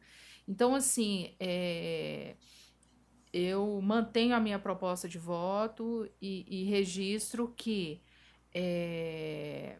existe confissão, por exemplo, da segunda reclamada, que admite que as cotas da empresa Geloso Participações foram doadas pelo pai aos filhos e que ele teria ficado com 1% de participação, sendo objeto da referida empresa tão somente a administração patrimonial de imóveis, sem qualquer interferência ou comunhão de interesse, de gestão na segunda reclamada ou em qualquer das franqueadas. Né? Uma observação que eu achei importante, feita pelo juiz de origem, foi que note-se que a interdependência entre as empresas interfere até mesmo em sua operacionalidade, tendo sido afirmado pela preposta da primeira ré que a terceira reclamada Geloso fornece gelo para as pizzarias da rede Mangabeiras e foi declarado pela testemunha Vilma Helenice da Silva que a matriz, segunda ré, fornece ingredientes, massa e molho para a primeira reclamada, sendo que tal obrigação não está prevista nos contratos de franquia. E eu também teria uma última observação a fazer, isso que o senhor falou, da empregadora falar, vai buscar os seus direitos. Isso eu acho que é o que 90% faz. Tanto é que a gente está todo dia lá na justiça, meramente homologando rescisões contratuais, porque não só por essa cultura, mas também a gente sabe pela crise financeira, né, que assola o país atualmente. Então, doutor, o senhor vai ter oportunidade de ver os fundamentos, mas eu achei muito difícil não manter a decisão de primeiro grau com relação à existência do grupo econômico. Essa é a minha proposta de voto, viu, senhor presidente? Eu acompanho o voto integralmente, doutor Antônio. Eu também estou de acordo, senhor presidente. Doutor, por unanimidade, então, se decide. Bom dia. Bom dia, obrigado. Parece que o doutor chegou, não foi? Do que a gente estava esperando? Chegou. Tá, chegou. O próximo é o 82 da pauta, processo 11.750, 33, 2016, 503, 0065. Recorrente, Leandro Paulo dos Santos, recorrido Bileca Transporte, Logística Limitada, NE, e Seba Logística Limitada. Relator... só um pouquinho. Voto no processo, doutora Ana Maria Espica Valcante, relatora, doutor Marco Antônio de Paulinete de Carvalho e doutor Antônio Gomes de Vasconcelos. Inscrito para apresentação oral, doutor Cláudio Augusto Figueiredo Nogueira. Você está falando por quê, doutor? Pelo recorrente. Pelo recorrente. Reclamante. Pelo Leandro. Isso. Ana Maria, com a palavra? Pois não. Conheço o recurso ordinário, interposto pelo reclamante. Desde, contudo, de conhecer do tópico das contrarrazões denominado da responsabilidade das reclamadas por falta de interesse, porquanto o autor não se insurgiu quanto a tal matéria. No mérito, nego provimento ao apelo, mantendo a sentença por seus próprios e jurídicos fundamentos. Essa é a minha proposta. Senhor presidente dessa grande turma, primeiramente, eu gostaria de agradecer a compreensão, que eu estava na 8ª turma, e prontamente o servidor me ligou e eu consegui chegar aqui a tempo. Bom, a matéria do recurso ordinário do reclamante ela é única, ela se restringe ao adicional de periculosidade. A sentença julgou improcedente a ação, contrariamente ao que foi concluído no laudo pericial. E a questão que me parece aqui é que a sentença de primeiro grau se baseou apenas em um único aspecto, e o ingresso do autor em área de risco, salvo o melhor juízo, aconteceu em 2 ocasiões. Então vamos tentar explicar isso aqui melhor. O laudo pericial, então, como eu disse, ele concluiu pelo direito do reclamante adicional de periculosidade em razão de 2 motivos. O primeiro motivo é que ele adentrava em área de risco para o abastecimento do veículo, quando, então, tinha a atividade de anotar a quilometragem. Tá? Essa matéria eu não vou fechar os olhos aqui, ela tem uma súmula do egresso-TRT, né? E agora tem uma outra questão que, salvo melhor juízo, não foi abordada, ou melhor, abordada sim, mas ela não, a sentença de primeiro grau não levou em consideração, que eu acho muito importante também. E eu vou abrir aspas aqui para citar o trecho da sentença de primeiro grau, quando ela cita o laudo pericial. Então, vou abrir aspas. Quando ia pegar o caminhão na empresa em Lavras, entrava dentro da área de risco, onde a empresa armazena um tanque de 15 mil litros de óleo diesel. Ou seja, o ingresso em área de risco se dava por 2 motivos, e não apenas com relação à questão do levar o caminhão para o abastecimento. Pelo que me consta, e salvo o melhor juízo, o laudo é ilustrativo em relação a esse tanque de armazenamento de combustível. Era um tanque de 15 mil litros e ele não era aterrado, ele ficava acima da linha do solo. E para pegar o caminhão, como eu disse, o reclamante tinha que adentrar em área de risco. Eu tive a oportunidade, eu estou com um acórdão do TST aqui na lavra do ministro Márcio Eurico Vitral, coincidentemente até o ministro Mineiro, e ele, ao julgar um caso do nosso tribunal, que a decisão regional teria dado provimento ao recurso da empresa para julgar improcedente o adicional de periculosidade, contrariamente à então sentença de primeiro grau.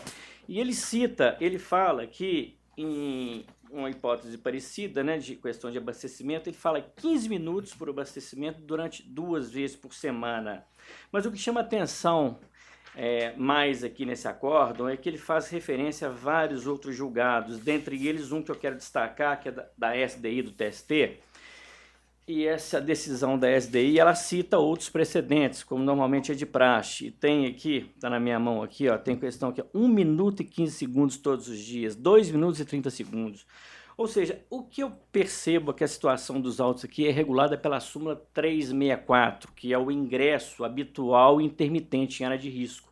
E ele fazia isso não só em relação ao abastecimento, que a juíza entendeu que se aplica à súmula do nosso regional, mas também em relação a quando ele ia buscar o caminhão, que obviamente ele tinha que buscar um caminhão todo dia que ele trabalhava com o caminhão. E ele adentrava na área de risco e como eu falei, a fotografia do laudo pericial, ela ilustra, não é um abastecimento de 15 mil litros de óleo diesel aterrado, e sim acima da linha do solo.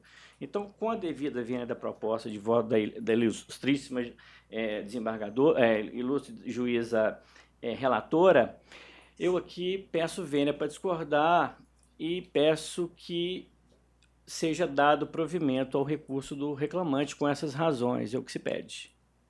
E agradecendo novamente aí pela deferência e pela compreensão. Doutora Ana Maria? Pois não.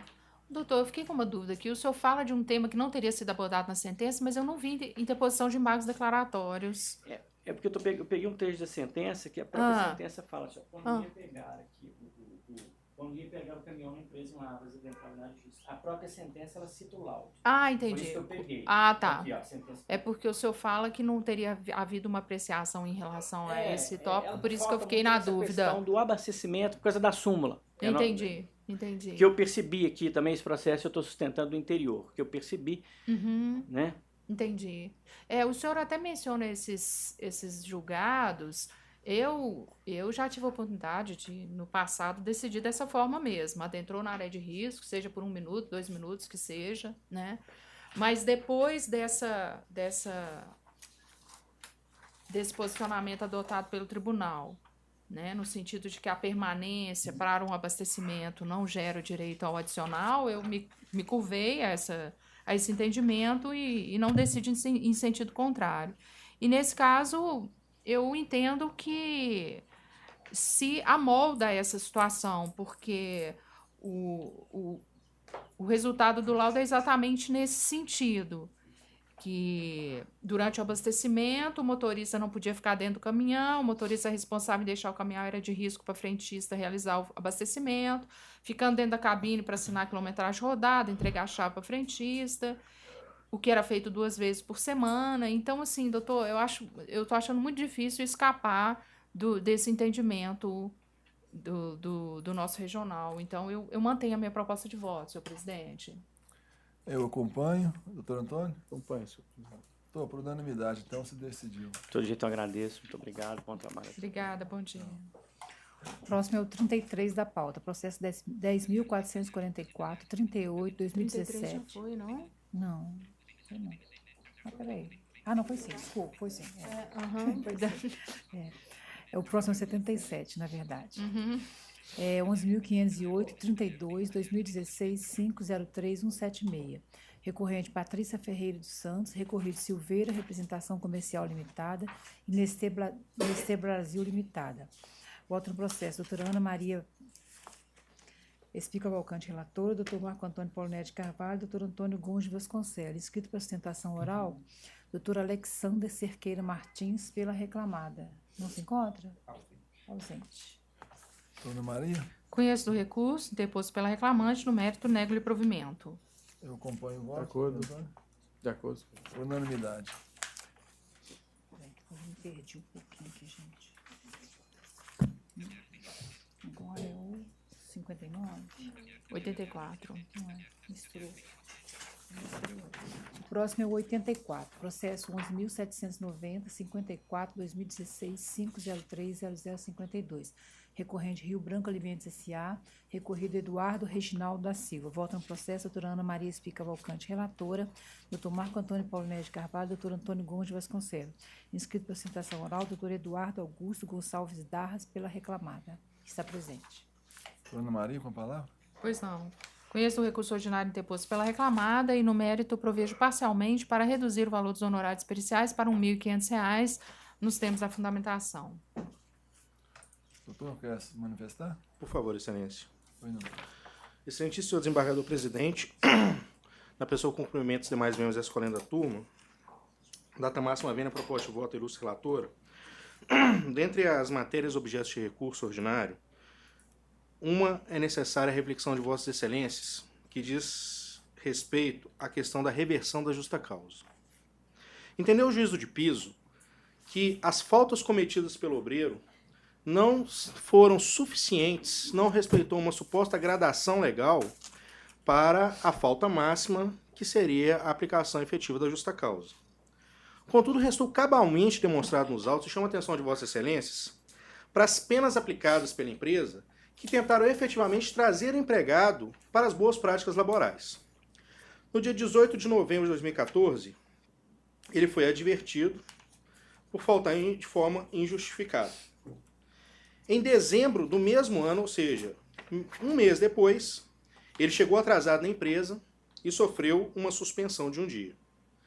Em junho de 2015, por insubordinação e deixar de cumprir normas internas, sofreu mais uma suspensão de 3 dias. Em novembro do mesmo ano, deixou novamente de justificar a sua falta.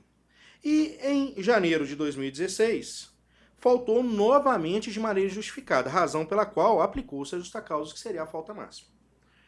Então, uma vez que não existe na nossa legislação um critério objetivo para fixação dessa gradação, entende a ré, data máxima vênia, que efetivamente respeitou-se uma gradação, buscou que esse empregado, antes de se aplicar a pena máxima, até mesmo em respeito ao princípio da continuidade da relação de emprego, que ele voltasse às boas práticas laborais.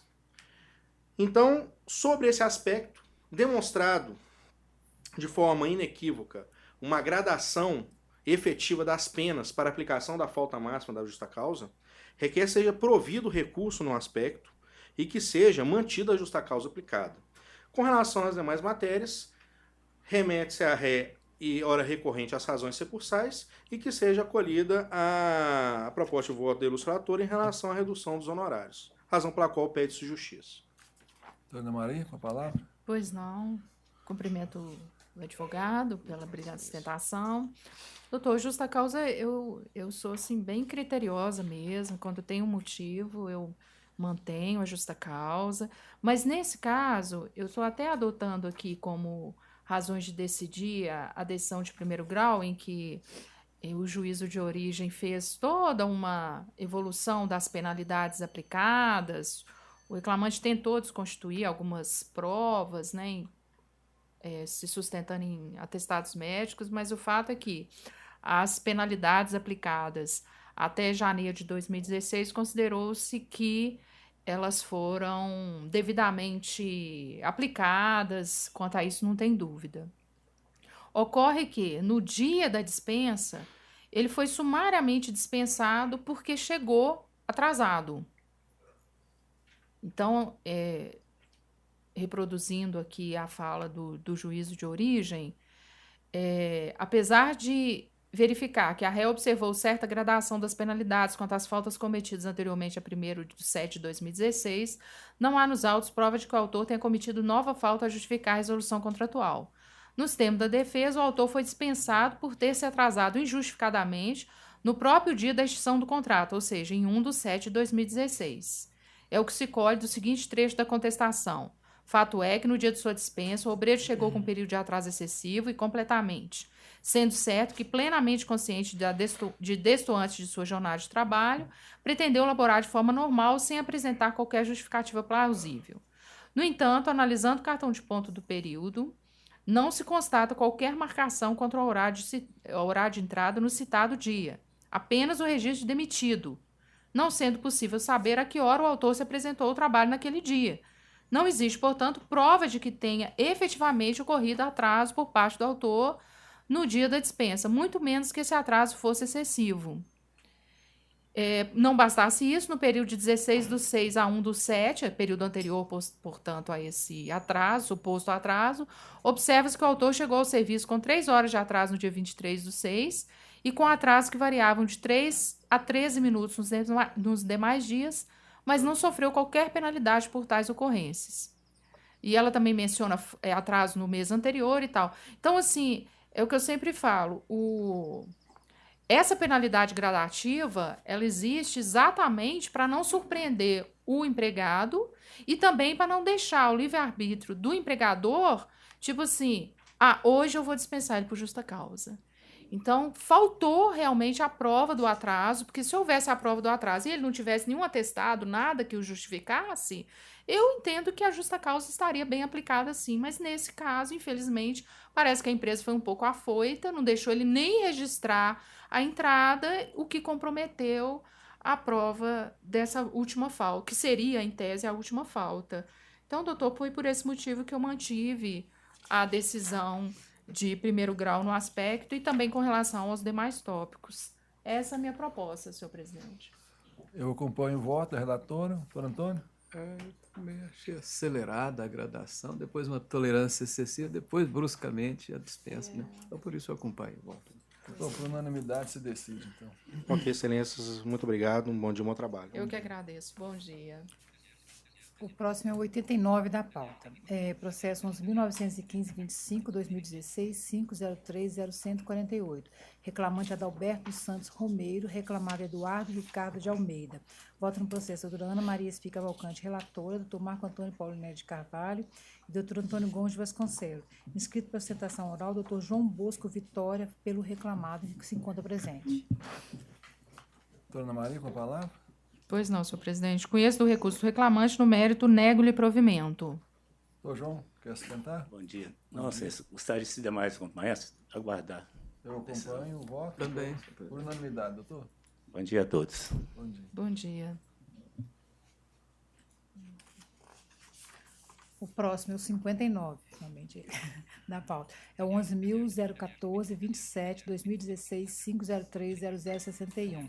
Recorrentes, Helenita Tavares dos Anjos, acho que é dos Anjos de Silva, Ivânia e Fania Comércio de Indústria de Peças Limitada, recorridos os mesmos.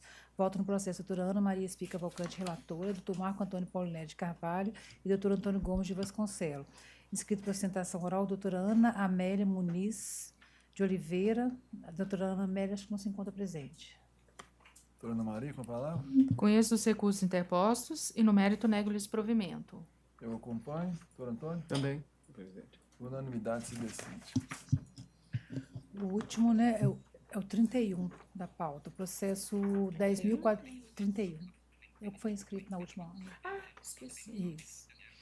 Pode continuar? Pode, claro, obrigada. 10.436-85-2015-503-0033. Recorrentes, Fabiana Gomes Martins, recorrido Fundação Educativa e Cultural Vale do Aço. Voto no processo, doutora Ana Maria Espica Valcante, doutor Marco Antônio Paulinelli de Carvalho, doutor Antônio Gomes. Inscrito para apresentação oral, doutor Lucélio Lacerda Soares, pela autora, se encontra presente. Doutora Ana Maria, com a palavra. Pois não, só um minutinho.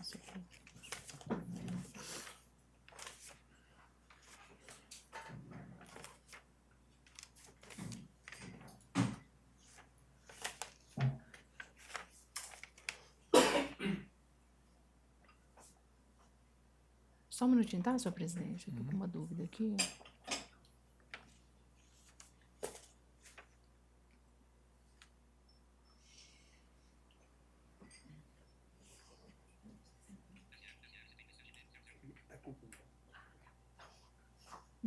Conheço do recurso, no mérito dou-lhe parcial provimento para condenar a reclamada a pagar a reclamante o seguinte: diferenças salariais entre os salários percebidos pela recorrente e o piso estabelecido na CCT 2012-2013 de R$ 1.669,15, bem como reajuste sobre tal valor no importe de 7%, conforme previsto em cláusula 4ª da CCT 2013-2015, relativa ao piso salarial, com reflexos em férias acrescidas de 1/3, 13º salários, parcelas rescisórias e FGTS mais 40%, devendo ser respeitado o princípio da irredutibilidade salarial. Horas extras além da quinta diária, em dobro o labor e em domingos e feriados, com reflexos em repousos, férias, aviso prévio, 13º e FGTS mais 40%, observados os parâmetros estabelecidos nos fundamentos. Adicional noturno, conforme diretrizes estabelecidas nos fundamentos. Para os fins do artigo 832, parágrafo 3º da CLT, declaram-se de natureza salarial as parcelas hora deferidas, à exceção dos reflexos em férias indenizadas acrescidos de 1/3 e FGTS acrescido da multa de 40%. Majora o valor da condenação para 35 mil e das custas para 700, a cargo da reclamada, que fica intimada para os fins da súmula 25.3 do colente TST. Essa é a minha proposta, senhor presidente. Com a palavra, doutor. Na verdade, o provimento me atende. Só tenho uma dúvida com relação ao deferimento da aplicação do CCT. Qual CCT Vossa Excelência aplicou? Ou ACT? 2000. O senhor quer saber o ano ou a CCT? Qual? É porque a divergência, o motivo do recurso foi porque a juíza deu provimento à tutela jurisdicional de primeira instância, que era obter o registro como jornalista. Sim. Só que depois não havia um CCT local. e a gente pleiteou pela aplicação do CCT aqui de Belo Horizonte. Ah, tá, só um minutinho. As CCTs juntadas com o inicial aplicam-se ao caso em tela, no período de vigência das mesmas. Foi por isso que foi delimitado na condenação os anos. O senhor entendeu? Eu entendi. No período de vigência delas, ou seja, de 1º de maio de 2012 a 30 de abril de 2013, e a outra de 1º de abril de 2014 a 31 de maio de 2015. Muito embora o contrato tenha vigorado de 2007 a 2015. Então, o que foi dado? Foi dado provimento, observada a vigência e garantida a irredutibilidade salarial. Você entendeu? Perfeito. Atende. Pois não. Eu acompanho o voto? Também. Por unanimidade, doutor, se decide. Muito obrigado. Doutor, tinha uma divergência de fundamentos. Ah, era só de fundamentos? Não. Ah, tá. Então tá. O doutor examinaria o mérito. Aqui, olha que engraçado. Senhor presidente, eu preciso ir ao toalete. Cadê? Peraí. Tá liberada. Obrigada. Ah, não apareceu sim. Nossa. Apareceu. Engraçado, né? Não ia fazer diferença. Rapidinho, já. Não, de fundamento. Ah, não, tá. Ah, tá. dos Não pus aqui, embargos? ó. Dos embargos Mas aí declaratórios. quer que coloque? Porque eu coloquei, tá vencido, tá lá no texto. Vencido com decisão. É só isso. Tá. Então, isso é tranquilo. Aí a gente continua na doutora Ana, que é a maior, que a gente já está? Manda. Então tá bom. Porque a gente acabando ela, parece que a gente navega nas outras. Tá bom.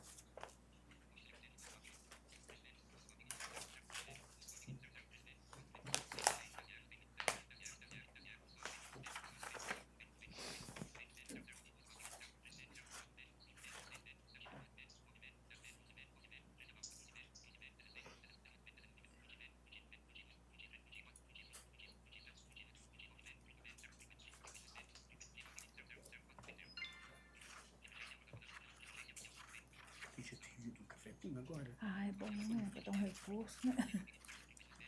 Meu filho tá pintando uma fominha já.